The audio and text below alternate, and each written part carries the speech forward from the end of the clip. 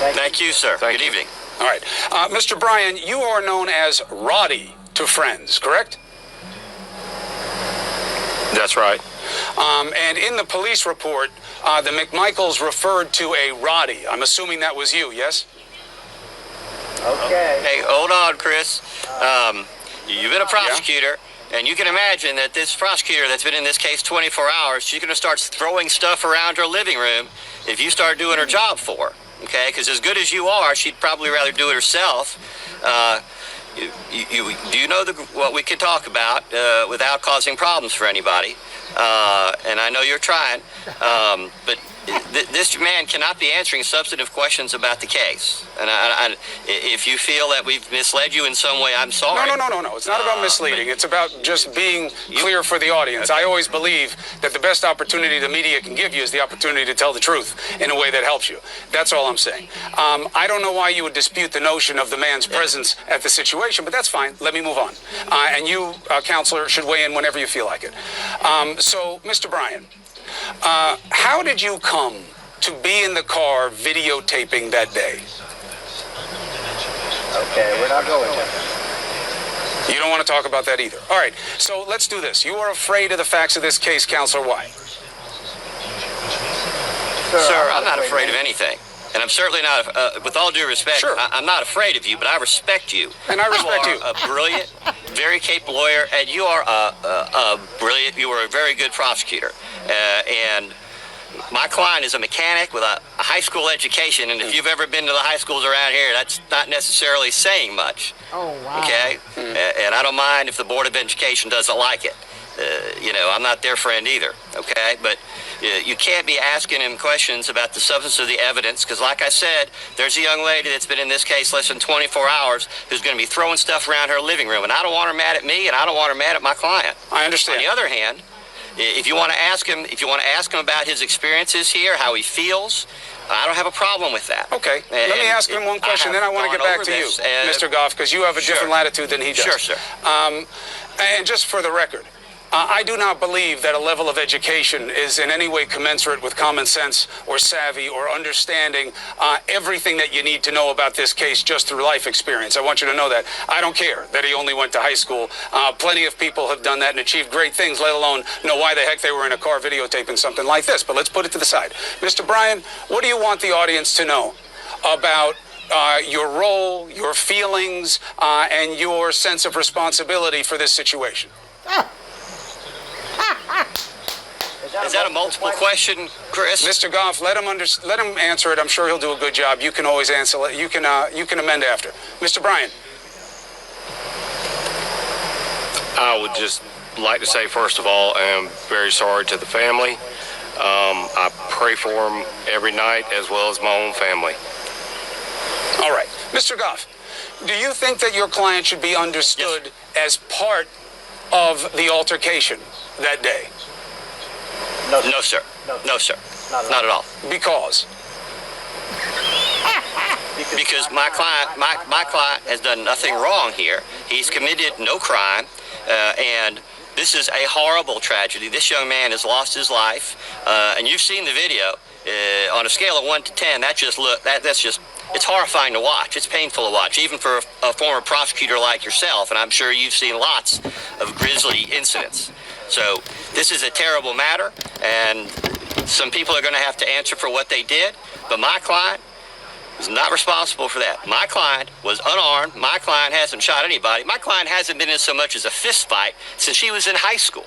And you can take a look at him. He's 5'6", 5'7". This is not a gentleman who's out there looking for a fight or looking for trouble. I understand, but often, of course, as we both know, again, okay. Mr. Goff, I'm not putting your guy on trial, okay? That's not my job. My job is, this doesn't make any damn sense, this situation. And somebody wound up dead. And as we both know, the smaller you get, the more likely you are to use a weapon to make any kind of a show of force. So I don't care about the size of the people involved. It's about the size of their heart and the size of their brain. What I want to know is this. When you say that your client should not be considered as part of the altercation, I'm assuming... He is not considered part of the altercation, Chris. He's a witness, and that's all. That's all he's ever been. Okay, good. And I will take that answer as guidance until I hear any different from an investigative authority, which I have not. Now, the McMichaels seem to know him, but I want to give you a chance, counselor. The fact that the McMichaels know Roddy or that Roddy knows them, why is it wrong to suggest, therefore, he knew about their intentions that day? There is no relationship whatsoever between Roddy and the McMichaels. And with all due respect, while I'm not at liberty to go into all the details, but I don't think it's any secret that the relationship between Roddy's fiance and the district attorney's office here, it's utterly absurd to think that she would ever have any dealings with these people. You just don't understand, Chris. I mean, you've That's heard why I'm things talking about to you. how bad it is down here. Well, okay? first of all, I am This not is the district condemning. attorney's I'm not office that condemning an area. I don't understand why no arrest was made. I don't understand why someone who recused themselves from the case went out of their way to paint a false picture of the victim. But these are not questions for you to answer. But I don't want to impugn the character of a community or of the police force other than to state curiosity at their inaction. And that's why this interview was so important. If it weren't for your client's tape, I don't know that anything would have happened here. And is that something, let me go back to Mr. I think you're right. Hold on. Let me go back to Mr. Bryan on that. Mr. Bryan, I hope you understand that your decision to videotape this may be what makes all the difference in the administration of justice in this case. Are you aware of that? Yes, sir. If there wasn't a tape, then we wouldn't know what happened. And how do you Or y'all feel about wouldn't. that? I would.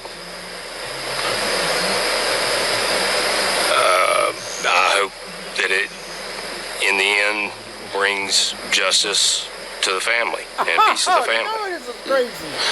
Mr. Goff, audience is listening now. Yes, sir. What do you want them to understand about why your client was where he was if it is not true that it was done in coordination with the McMichaels? Chris, I don't think it's any secret. My client lives in that neighborhood. Mm-hmm. He's at his house, minding his own business, and I'm trying not to complicate anybody else's job. He's at his house, minding his own business, and things happen, and in a matter of minutes, his life has been changed forever. And this family, the Arborys, their lives have been changed forever. And it's sometimes difficult in these situations to see the bigger picture. Mother's Day was not pleasant for Roddy here. It wasn't pleasant for me either. It wasn't the Mother's Day I was hoping for. But at the same time, Roddy's going to have other Mother's Days. That is, if nobody takes a pot shot at him. But the Arborys will never be able to spend another Mother's Day with their son. For them, it's hard to imagine anything worse that could have happened. I'll get back to the fact pattern before we end, but let me ask you a couple of side questions because of your your apparent perspective on this place. Why do you think somebody might take a pot shot at your client? Because certain people out there, for reasons that are not clear, are deliberately putting all kinds of misinformation out there to the extent, and I can't speak for the GBI, but I'm sure that however well-intentioned, that is hindering and hampering and impeding their investigation. Like what? There's so much distraction.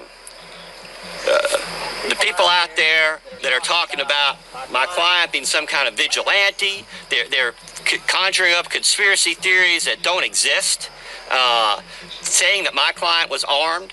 Everyone knows he wasn't armed. That's never been an issue from day one.